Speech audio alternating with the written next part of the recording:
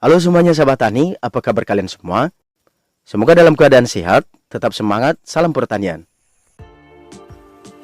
Oke teman-teman, inilah dia pinang unggul atau pinang pendek yang dapat berbuah mulai 2,5 tahun dengan tinggi batangnya kurang semeter saja sudah berbuah lebat. Pinang ini sama persis dengan pinang pandan wangi, namun ada beberapa perbedaan antara pinang ini dengan pinang pandan wangi biasa. Perbedaan yang mencolok antara lain, pertama, pinang ini dapat berbuah lebat di saat batangnya kurang semeter saja, sedangkan pinang pandan wangi biasa tidak. Kedua, ruas batang pinang ini lebih rapat atau lebih pendek sekitar 2-7 cm dibandingkan dengan pinang pandan wangi biasa, sehingga pinang ini batangnya lemah sekali tinggi.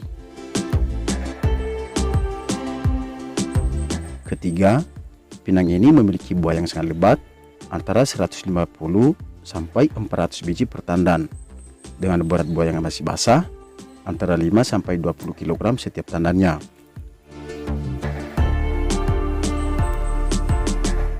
Keempat, akar, batang, buah, dan daun pinang ini tidak memiliki aroma wangi seperti aroma yang dimiliki oleh pinang pandan wangi biasa.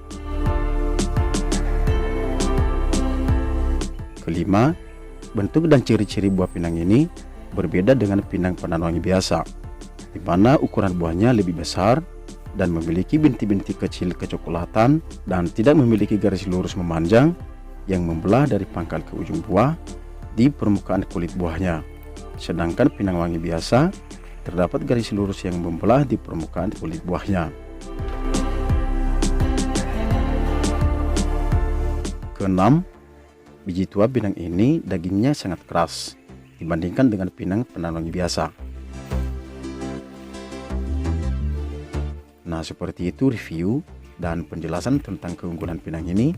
Makanya banyak orang yang tergiur dan kepingin sekali untuk menanam jenis pinang ini.